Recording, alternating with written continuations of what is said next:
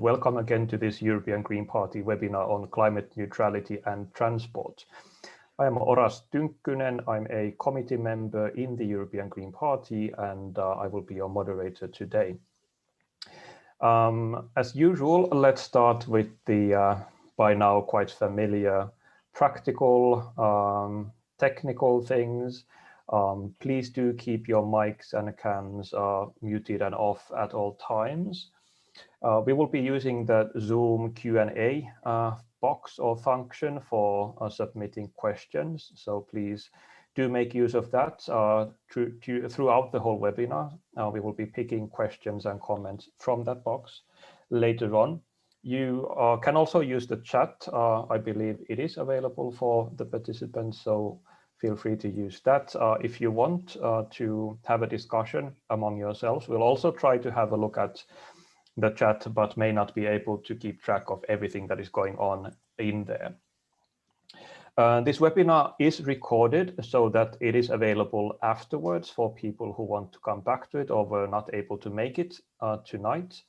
Also, I trust that if our speakers will share their presentations, they will come available after this webinar for you to come back to. If you are representing an organization or a company today, you could consider perhaps highlighting that in your username in Zoom. I see that some of our friends have already done that. I see Total, I see Fuels Europe, I see some others. So that is very kind of you. Please follow that example if you can. Now, if you have any technical problems throughout this webinar, we have staff from the European Green Party present. So please do try to highlight those issues perhaps in the chat, and we'll do whatever we can to help you. Now, today we will be talking about climate neutrality and transport. And of course, all of you well know that the EU has set the goal of becoming climate neutral by 2050. Now, the challenge here is that according to the EEA figures, actually transport emissions have not decreased basically at all since 2010. So the contrast between where we need to go and what we have witnessed in the past years, perhaps with the exception of last year, is quite stark. So what we try to do today in this discussion is to perhaps unpack a bit this fairly complex field of emission reductions in the transport sector, looking at it from different perspectives, hopefully also trying to understand what is really relevant here and what is perhaps not so much.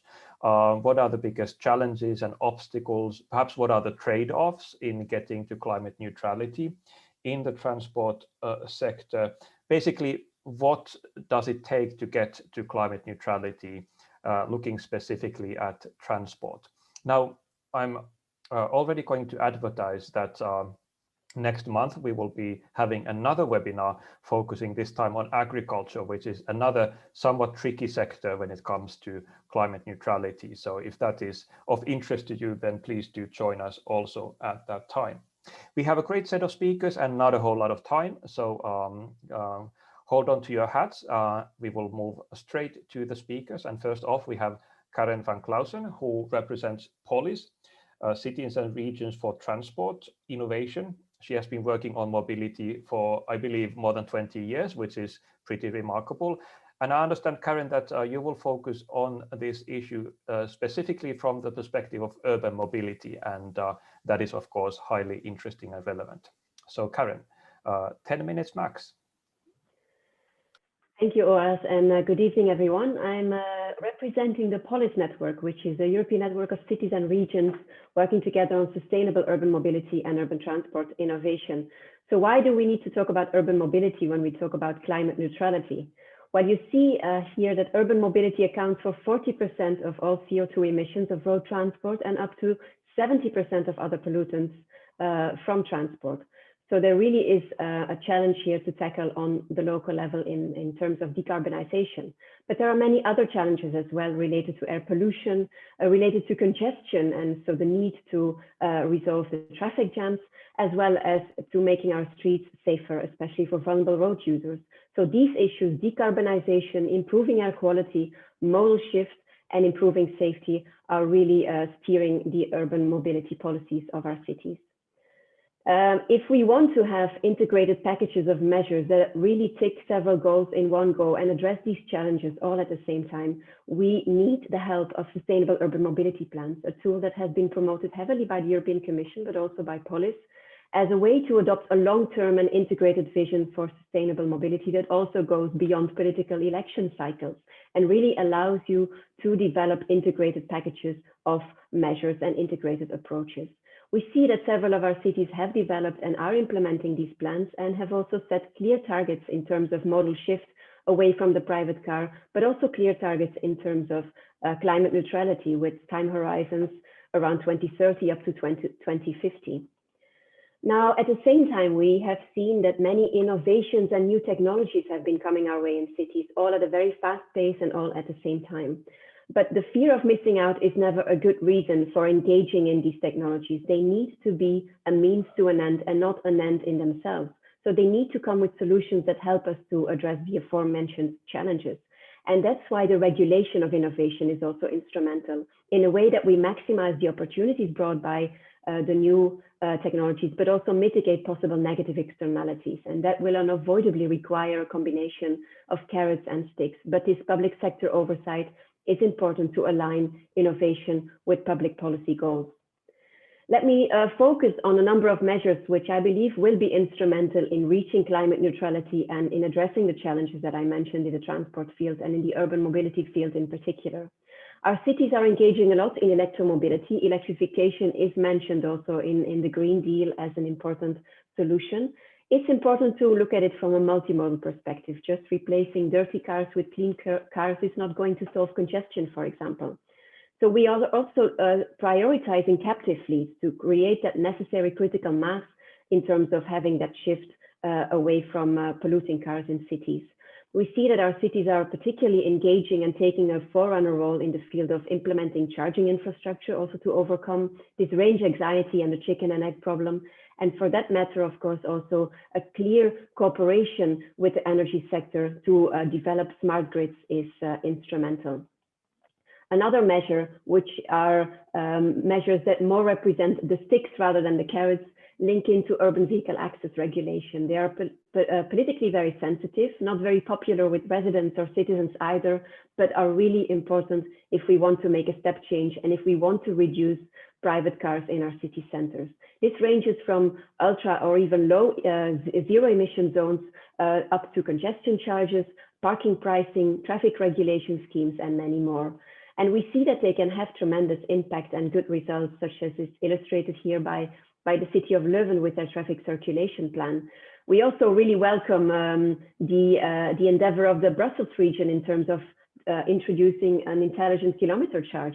We have a green minister in Brussels, but we also see at the same time the political challenge underlying such an initiative with the other regions in this very complicated country that is Belgium also not being overly enthusiastic with this approach, but we really believe it will be important for our cities to reach the climate goals and other goals that we have mentioned.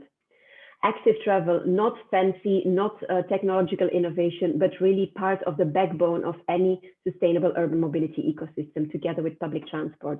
The multiple gains are clear, they're clean, they're healthy, they enhance quality of life, and giving the streets back to the people is part of this story as well. But we need to collect as much evidence as we can of these benefits to also help politicians justify investment in these modes. And justifying investment means investing in better infrastructure and street design for that matter. I also believe there's tremendous potential linked to the e-bikes that have been booming lately and which are also tremendously extending the range of cycling beyond the typical 5 kilometers.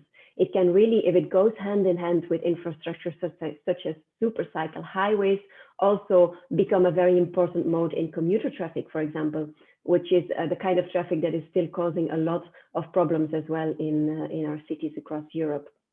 Other modes that have been entering the urban fabric over the past years are also shared mobility services, whether it's the more old school car sharing or the more new micro mobility modes or ride hailing such as Uber type services.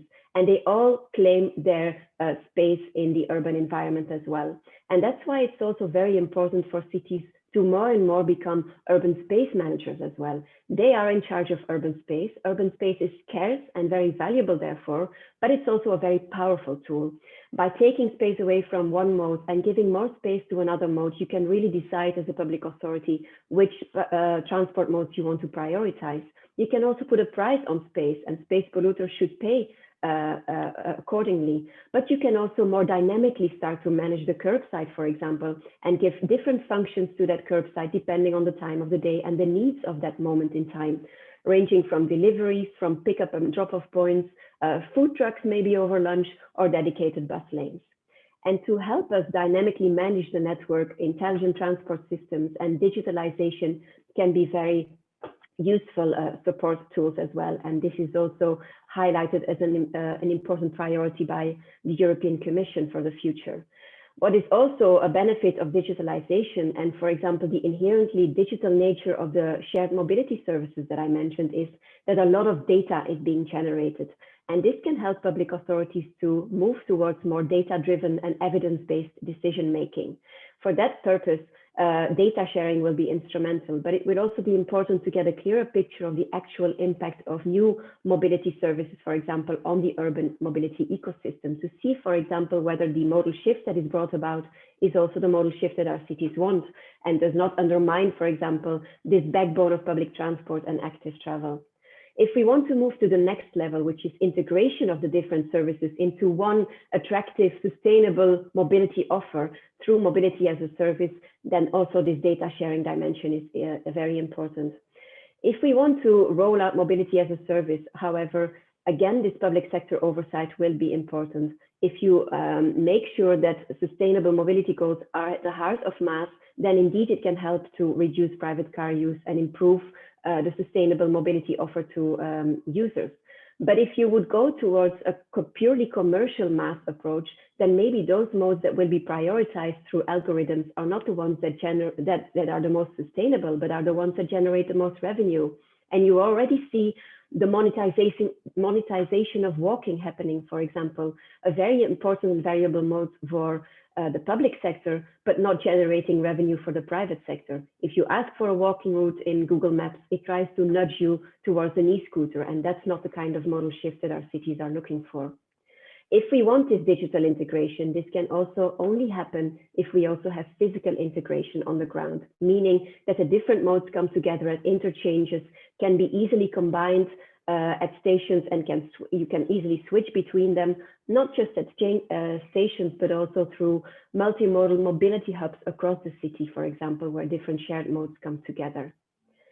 Finally, let me also put a spotlight on automation, which is also mentioned several times by the Commission. I want to highlight that there is a tremendous difference between introducing automation in an interurban environment and in the very complex urban environment with many stakeholders and different transport users coming together. Again, if we don't regulate automation well and set the rules of the game today for what is going to arrive tomorrow, we might run into trouble. While it could lead to reduction in car ownership, it could also lead to more motorized trips. While it could release public space because you need less parking, it could also increase urban sprawl and longer commuting times. So we really have to make sure that today we make our cities automation ready, meaning automation needs to adapt to cities and not the other way around. Then we have COVID-19. Maybe that was the biggest disruptor of all over the last couple of years. And we really need to avoid now moving from lockdown to gridlock. We have a window of opportunity, though, to avoid the massive threats of public transport collapse and the car as the ultimate safety bubble, but rather capitalize on the opportunities brought by this crisis. And we see that this might be a life-changing moment where people are open to changing deeply rooted habitual mobility behavior and trialing new things. We have a huge sandbox through the temporary interventions that we introduced, and it can be very powerful to win the hearts and minds of people to make that step change for the future in favor of this integrated, multimodal, sustainable urban mobility ecosystem that we are all dreaming about. So to conclude, let me say there is no silver bullet. We need this integrated and combined approach of different measures. We need carrots as well as sticks. So that means an integrated planning vision with clear targets, packages of measures with multiple benefits, cross-sectoral approaches, the governance of innovation through regulation, the right balance between social inclusion and pricing measures, and very important, cooperation between different levels of government. Our cities need to be empowered by the member states and by the European level in order to reach the ambitions that we have set in Europe as well. Thank you very much for your attention. No, thank you, Karen. I thought that was an incredibly impressive and rich presentation with a lot of different perspectives, kind of crammed into 10 minutes. So next time we should definitely give you a bit more time to elaborate on all these important points you were making. I especially appreciated the fact that you talked about innovation as a possibility, but also addressing some of the risks that are related to that and the broader set of sustainability perspectives. Today we will focus on climate, but by no means that is the only issue we should consider. So thank you for doing that. There's actually one question that is very relevant to what you were just speaking. We can come back to that a bit later. Next up, we have Andrew, who represents Transport and Environment. And I think for most of you, that NGO is very well known. Definitely one of the key NGOs in this field and has an extensive knowledge about transport and sustainability. Andrew has background both in the European Commission as well as the Green European Foundation, which is a very close to friend of the European Green Party. So I think you will be, Andrew, very well placed to discuss this topic. I'm guessing that you will not touch upon urban mobility so much because you focus on aviation in transport and environment, but perhaps aviation is part of the innovation in the future in cities as well. Andrew, go ahead, 10 minutes. Sure. Good evening, everyone, and thanks for this invitation. So I'm the Aviation Director of Transport and Environment. So aviation is the area I know best, but of course, we're always making comparisons with other transport modes and learning better what other transport modes can do. I mean, each transport mode is different and needs its own policy prescription. Though for the most part, the solution is finding different ways to get oil and fossil fuels out of the transport modes. So, you know, same objective, but sometimes different means. With TNE 7 years. Before that, as Oras said, I was with the Green European Foundation. Before that, I was with the European Commission for 6 months, starting off working on trucking and issues around trucking charging. So a long time working in transport. So I guess I take some of the responsibility for the fact that emissions from the sector have kept going up this last decade.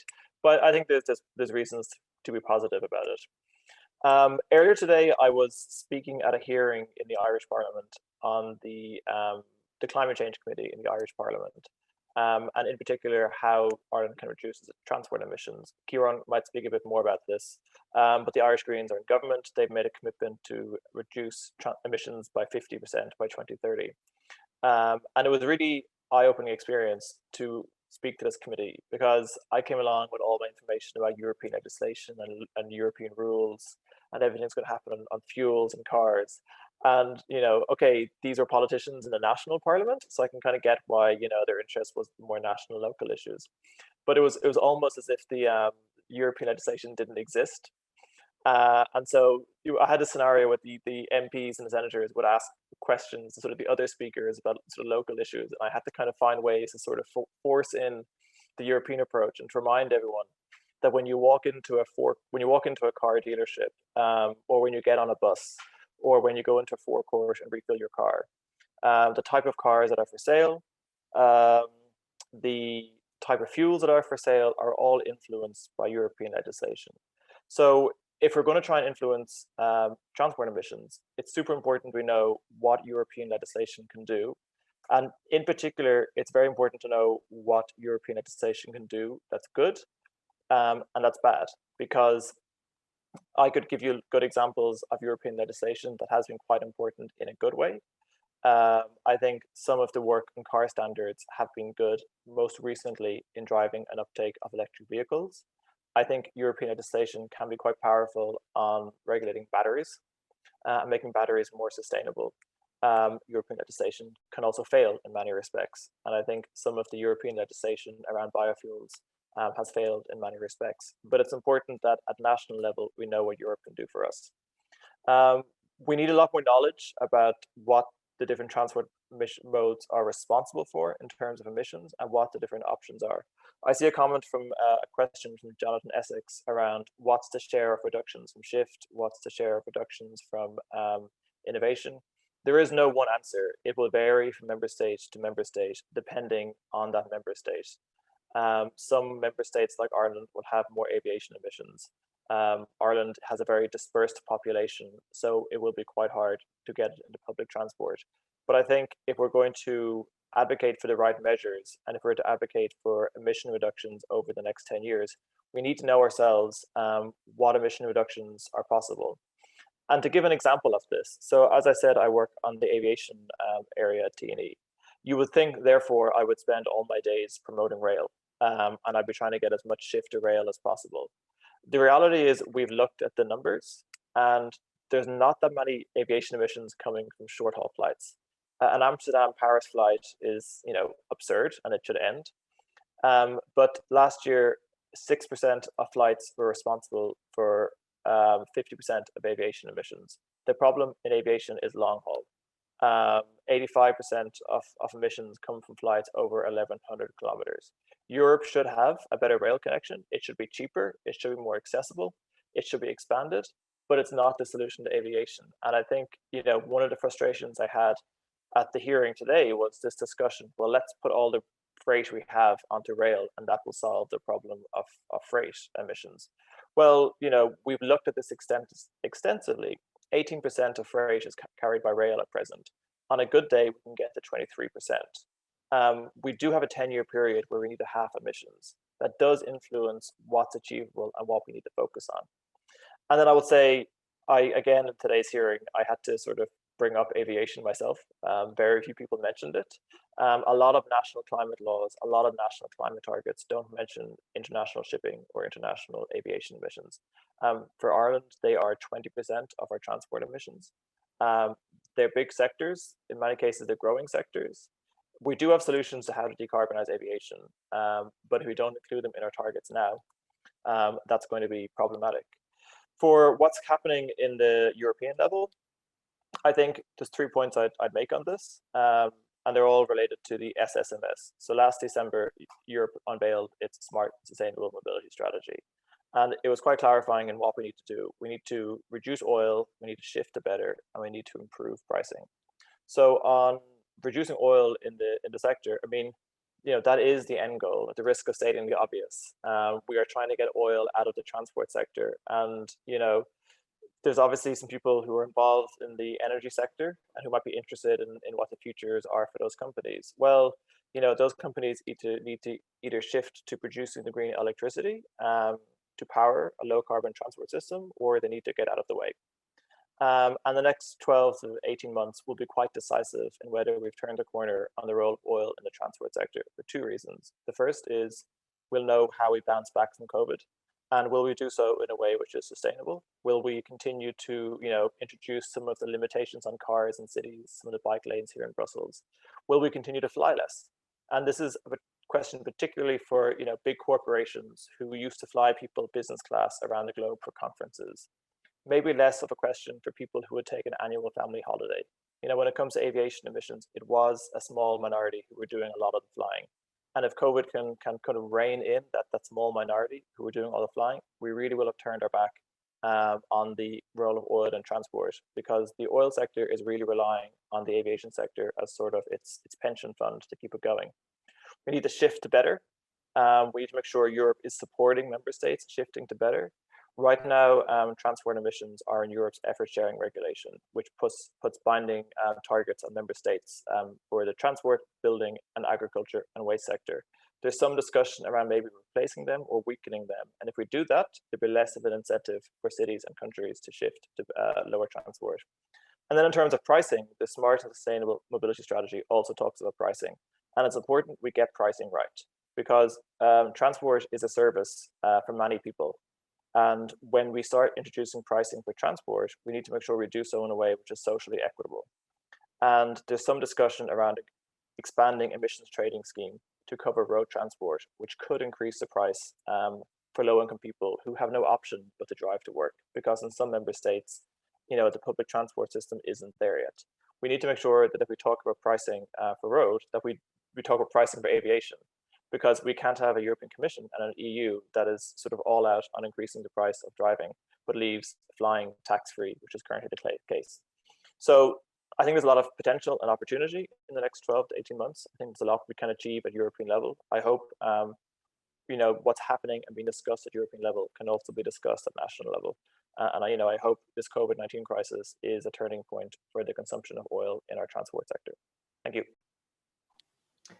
Thank you so much, Andrew. Again, so many important perspectives there. I should definitely highlight the fact that you flagged justice and fairness in this transition, which indeed is super central. Now, you referred to your experience talking to the Irish members of parliament. I used to be a member of parliament myself. So I would just say that if the questions from the MPs were related to transport, I think that is already a good success, because sometimes the things you get from MPs can be anything really. And thank you also for actually picking up already one of the questions. We will come back to that, because I think this issue of scale and order of magnitudes in terms of sectors and measures in the transport sector is quite important. But let's keep that in mind for a moment, because we still have Ciarán Cuffe, who was actually already introduced in passing by Andrew. Ciarán is a Green MEP from Ireland, and has a lot of experience and background in these issues. I read that you used to be also a Minister of State. I don't know the Irish system, but I'm just going to assume that Minister of State is something extremely important and super exciting. So you are just the right person to continue great speakers. So Ciarán, again, maximum 10 minutes. Thank you very much for that. Minister of State. Well, it's what we call a junior minister, so not quite as exalted as being a senior minister. But the funny thing was, 10 years ago, I was made the minister in charge of sustainable transport, which was a junior position. But the real work happened with the senior minister, clearly from another party, who dealt with the serious business of roads and aeroplanes. And I was allowed play with a few bikes in the corner. But joking apart, I think sustainable transportation and mobility has moved into the center stage. And I think the kind of discussions we're having at a European level are directly related to decarbonization, but also to social justice, which was touched on by both the previous speakers. I might try and share my screen if that's okay. And I think I have a few slides, and we'll just try and bring them up if I delve in here. And I assume we can see those. Maybe you'd speak and say yes, because I can't see you anymore. We don't see it yet, though. You don't see a slide? No. No, sadly. Okay, I'll give it a moment, and if it works, well done. But if not, no, I think I will leave it so and pop back open the Zoom. My apologies for that. It doesn't seem to be sharing. The iPad has its vagaries. So, look, as a Green, it's great to see climate and the environment become important at a European level. And I think as the European Green Deal takes shape, it's an amazing opportunity to really be quite progressive in the transportation sector. And why? Because we know transport is a huge problem. We need to reduce carbon emissions and the negative impact on the environment. But we also know that transport is crucial. It employs many European Union citizens, and it gets us from home to work. It allows us to relax and take holidays, and it is a crucial part of our lives and our livelihoods. And of course, the last year has been a huge shock for the transport sector, big collapse in demand for transport. People have been confined to their homes, and there is a need to ensure social distancing. So that has meant that a lot of the discussion is now focused on ensuring transport operators make it through the pandemic, and rightly so. We need to protect jobs and livelihoods and ensure that we can continue to move freely once things finally reopen again. We've seen a lot of focus on the bailouts that the airlines are receiving, but it's important that we don't forget about more sustainable modes like railways. And indeed, today and yesterday, I was talking about the problems Eurostar is experiencing, and we need to ensure that this very important low carbon link between the UK and the European Union is not lost as a result of the economic difficulties with the pandemic. But I think, as Andrew pointed out, there is an opportunity to transform the industry for the better and to rectify some historical wrongs. And our transport system does not currently function properly. It doesn't serve everyone equally. Look at the problems of transport poverty across Europe, rural areas without public transport, pollution unfairly impacting those who are less well off. It also obviously doesn't protect our climate or the environment. If we look at the impact of transport and transport infrastructure on biodiversity, pollution, and emissions. And it doesn't protect workers properly. Look at the atypical employment practices that undermine workers' rights and create a race to the bottom. So in sum, the transport system, as it currently stands, is not fit for purpose. And the crisis is a real opportunity to fix some of these issues so that the recovery is socially just and environmentally sustainable. And we can't allow the economic crisis to allow a return to business as usual, simply because business as usual is damaging to society. So I just want to focus on a couple of areas where the Greens EFA group would like to see changes and where the opportunities lie. Firstly, let me take road transport and the impact it has. A study by DG Move from 5 years ago showed us that the total external costs of transport amount to 987 billion. That's almost 7% of European Union GDP. That's about half our budget at the European Union for the next 7 years. And most of this is due to road pollution and the damage in terms of air pollution, noise, biodiversity loss, congestion, accidents, and carbon emissions. So we do need to think about this wider envelope as well as just the CO2. And we know that almost 23,000 people died in road crashes in 2019, and not to mention the injuries. Air pollution, big issue there as well. Almost 500,000 premature deaths in the last year that we have figures for in Europe. But also air pollution means lower crop yields, corrodes buildings, pollutes soil, water, and destroys biodiversity. And noise, we're only realizing now the real damage noise has on human health and happiness, heart disease, strokes, hypertension, and more. And 50 million people in urban areas suffer from excessively high levels of noise at night. I could go on. So look, it's very important to redesign our transport system so that the negative externalities it creates can be reduced. How do we do this? Very simply, we need a modal shift.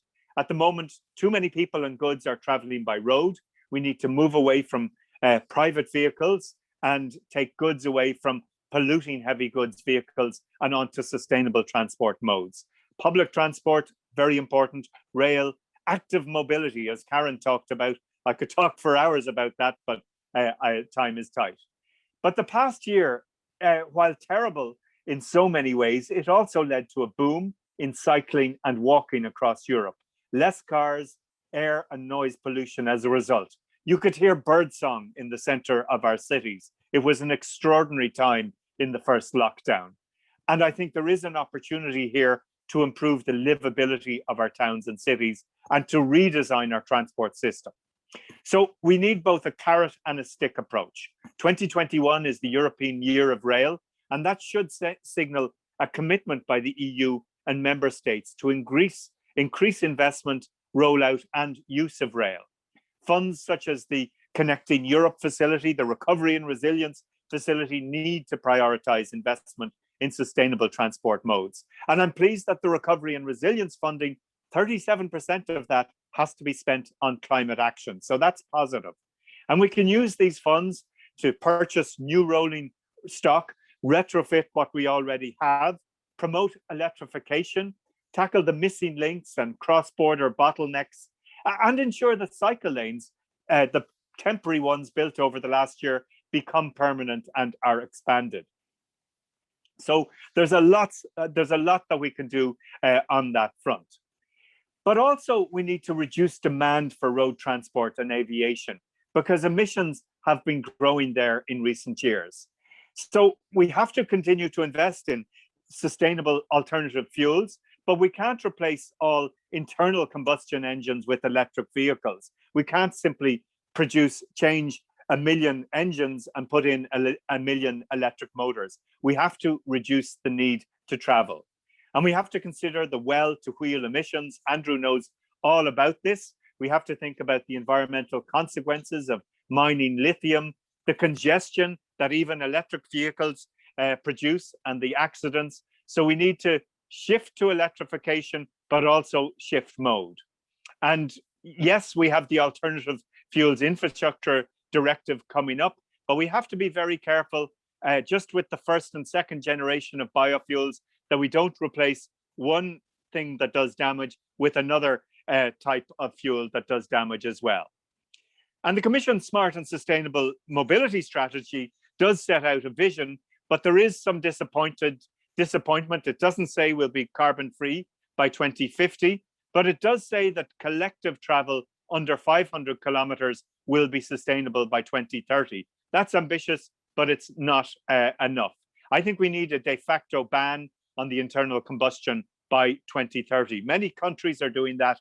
The European Union needs to do that too. But let me talk kind of as we conclude about applying the polluter pays principle to all the different modes. For example, aviation and maritime both benefit from tax exemptions on the fuel they burn under the Energy Taxation Directive. So we want the Commission to end these exemptions and have a real substantial revision this year. We need fairer fares. If the average citizen pays tax on the fuel they burn in their car, so should airlines and shipping companies. And aviation employs free allowances under the emissions trading system, and the non-CO2 effects of aviation are not addressed. And we know more and more about the damaging impact that they have. A study by YASA showed that the non-CO2 climate impacts arising from aircraft engine emissions of oxides of nitrogen, soot, oxidized sulfur, and water vapor are warming the planet significantly more than the CO2 emissions alone. This isn't about punishing airlines. It's about fairness. It's about righting an historical wrong and ensuring that the polluter pays, which is an essential component of European environmental policy. I could keep going on this, but I'll leave it at that, other than to say that, look, we need to reduce the need to travel. We need to promote active travel for those very short journeys. We need modal shift, electrification. We need to provide a level playing field, protect workers. And as we look towards the recovery from COVID, we need to build back better. Thank you. Thank you so much, Ciarán. I think that sounds like a very good to-do list for European decision makers. So take notes. Before we turn over to the questions, and we have been getting a lot of really great questions, I really do hope that we have enough time for that. I would just like to give Martin Keim from the Heinrich Böll Stiftung 1 or 2 minutes to present an interesting project, the European Mobility Atlas. So Martin, go ahead. Yeah, just trying to share my screen. Can you see my screen now? We can indeed. Okay, let me just. Okay. So just very quickly, thank you very much, Oras, for giving us the opportunity to quickly present this project on mobility and transport that we've been working on for the last actually entire year. A lot of things that have been covered by the discussion so far are also present in the Atlas. That's the good news. The bad news is I don't have much time to present them all in the density. So I'd like to just quickly say what the project is about, and maybe talk a little bit what you will also find in the Atlas, stuff that has not been mentioned in the details with the current discussion. So the Atlas is basically a pretty good overview when you look at the historic perspective on mobility and the status quo that you can see when you regard different technologies, as aviation has been mentioned, the automotive sector has been mentioned, shipping. So basically the broad technologies, but it's also to try to raise awareness and to inform policymakers and the civic society about infrastructure and policy gaps.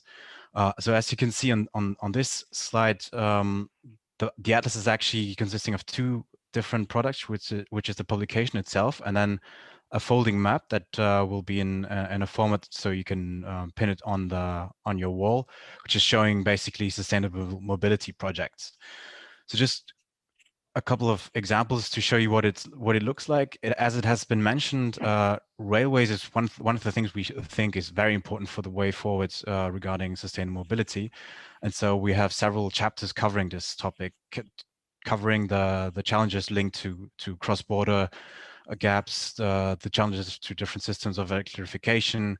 This is something we will look into in the European Mobility Atlas with regards to the infographics.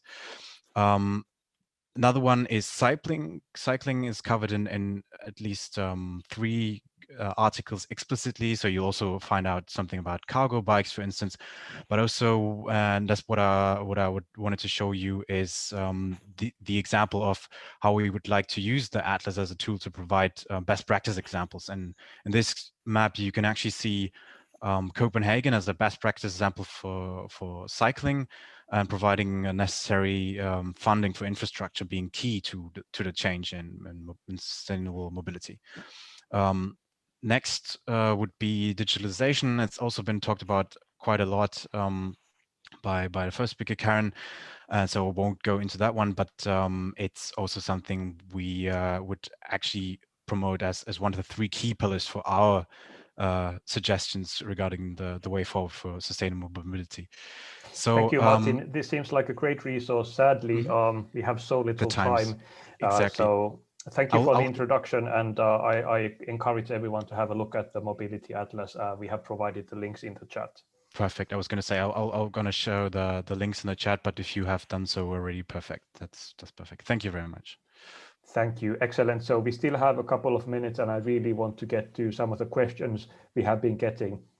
Really good stuff. Andrew actually already alluded to the first one, which I would still like to perhaps put to the other speakers, which is coming from Jonathan. What percentage of the challenge should be met by reducing need for transport and increasing active transport model shift to public transport, electrification of what remains after? So basically, trying to get a fuller picture of the kind of orders of magnitude of these different baskets of measures. Of course, the answer is all of the above. We need to do all of this and a bit more, but perhaps if you can touch upon that, that would be nice. Ciarán? Yes, avoid, shift, improve. So we need all of that, as you are saying. To put numbers to it, I think is very challenging, so I won't be doing that. But when we look at avoid and reducing the need for transport, as is mentioned by one of the other participants, indeed, we can also learn from what we are experiencing today with many people working from home. It drives me crazy to do it full time, but we can definitely have a legacy from this in terms of combining working from home with actually going to the office in the future. So this can definitely help. But what is also really important in this avoid and reduce part of the story is the 15-minute city, for example, a better link between spatial planning and transport planning, which also will reduce the need to travel long distances because you have everything close to you. And that will also encourage using, for those shorter distances, other modes than the polluting ones, such as the private car. But the massive part also, I think, needs to happen in the shift part of the story, where we really need to massively shift away from the private car onto sustainable modes, public transport, active travel, and shared mobility to fill the gaps that mass transit could never fill. And for that to happen, we need to make those alternatives more attractive. And that will include, as Ciarán also mentioned, internalizing the external costs linked to car traffic. Finally, do that and use also the sticks that we have at hand and show the political courage to really make that step change. And then what is left, that will indeed be to improve the vehicles that are still remaining on our roads, but that's really the last resort, and we need to focus on A and B, as it's mentioned in the question. Thank you. Ciarán? Yeah, well, I'm trained as an urban planner by background, and reducing the need to travel strikes a chord with me. It was almost 100 years ago that Le Corbusier and his notions about cities suggested that we zone everything, put houses here, put offices there, put a park over there. That was a boom for the automobile industry, but it was bad for the planet. And I think the tendency towards the 15-minute city, mixed use development, is hugely important in reducing the need to travel at the urban scale. But at an international level, with all the craziness around Brexit, it's been pointed out that we have trucks bringing potatoes from the UK to Ireland on a ferry, and the truck driver is meeting his friend in another truck driving potatoes from Ireland into England.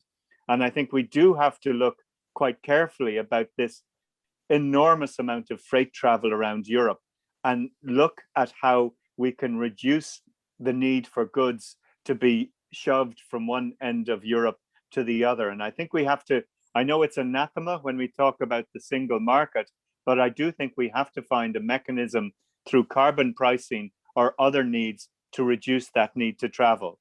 And finally, in rural mobility, quite often governments are spending lots of money on transport, but in silos. So in Ireland, we have special buses to bring school children to school. Then we send taxis to bring older people to their doctor's appointments. Then we have the post being delivered by a special truck that takes the post. So there's huge opportunities to combine the different journeys and have a vehicle that can bring the post, the school children, the older people, alternating different times of day, or having a vehicle that can cater for all these journeys.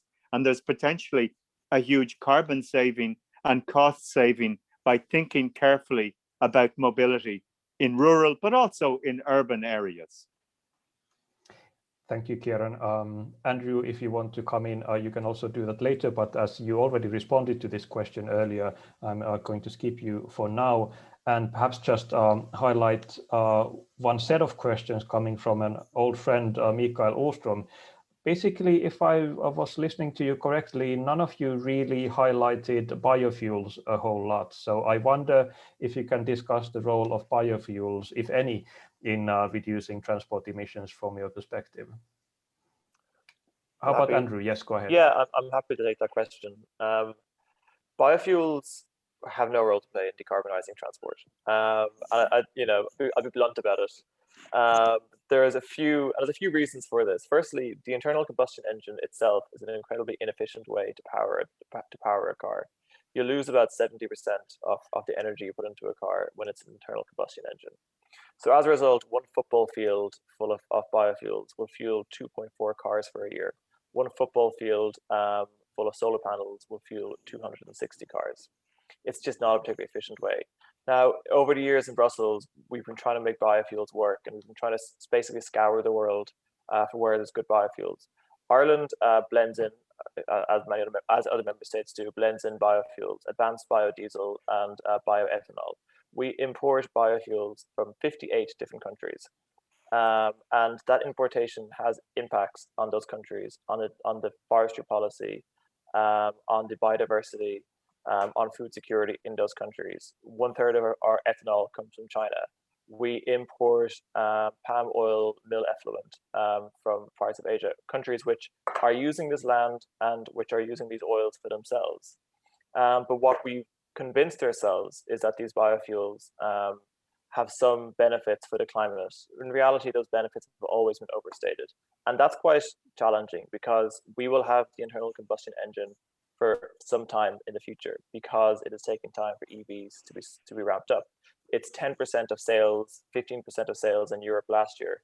But that means 85% of cars sold were internal combustion engines. And we know they have a lifetime of 8 to 9 years. I think in reality, what this means is whatever internal combustion engines are out there, we need to use them as rarely as possible. We need to pursue strategies which means people can work from home. And I know the Irish government is looking into, getting people to work from home. So long as there's an internal combustion engine, there's no biofuel we can find to make that internal combustion engine okay. It will be a polluter causing air quality issues. And we need to design our cities and our mobility systems in ways which give people options other than having to use their internal combustion engine. Thank you, Andrew. Let me push back a bit. Let's assume that I buy your argument that biofuels have no role to play when it comes to cars. But what about aviation? What about maritime transport? What about freight traffic? And let me also link a question from Martin Redding asking about electric planes for short-haul trips. So it doesn't matter which mode you put it into, the origin is still the problem. Now, there's some types of advanced biofuels, such as, for example, some municipal solid waste, some forestry residues, which maybe you can play around with. And in Teeny's analysis, maybe you could power 12, 13% of European aviation in 2050. So, these are the very limited amount of sustainable feedstocks for advanced biofuels. But, that's the maximum you can do. For the rest of aviation, our preference is to develop what's known as e-kerosene, where you take additional renewable electricity, produce green hydrogen, combine with CO2 and put it into planes and ships. That's a possibility.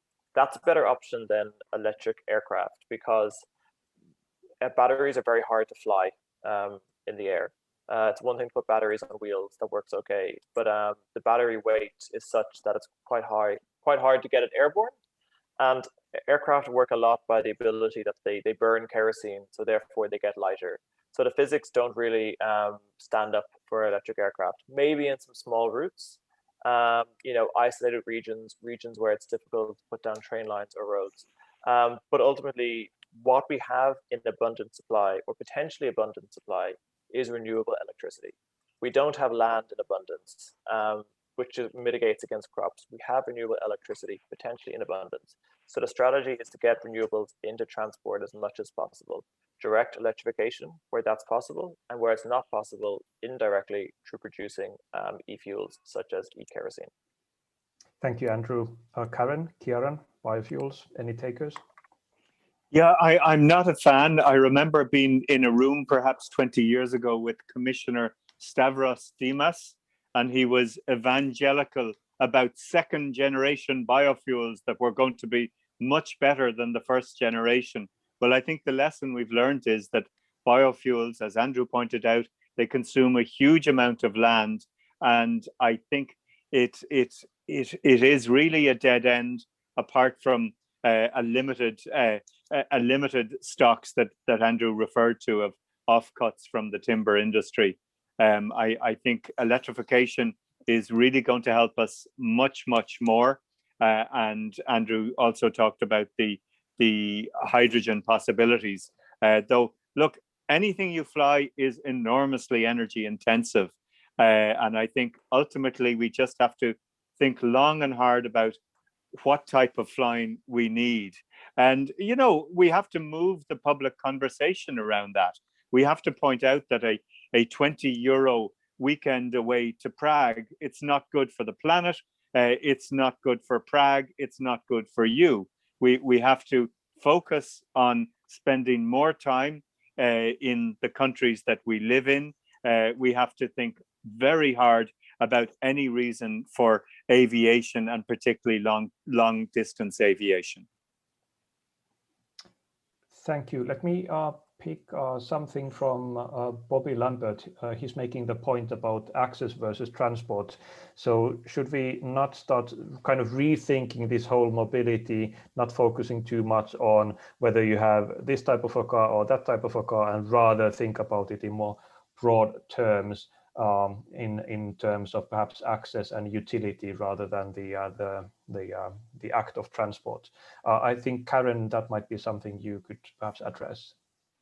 Yes, it's a fair point. In the end, transport is a means to get you somewhere, and that's the ultimate purpose. You can move around for fun as well, of course, but in the end, it's about providing access to services, providing equal access to services as well, and the way you do that then needs to be sustainable. So I tend to agree that is indeed the right way of looking at it. But then, of course, when we do make sure that we provide access, we have to look at the way we do that, and unavoidably that ends up with talking about mobility as well, which is not a goal in itself, but is a means to an end. And there I also want to pick up on what Ciarán mentioned earlier, that of course we are a network of cities and regions, but we are also looking at suburban areas and even rural areas where access to services is really still a big challenge in terms of making that offering that accessibility in a sustainable way. The level of car dependence in those areas is still very high.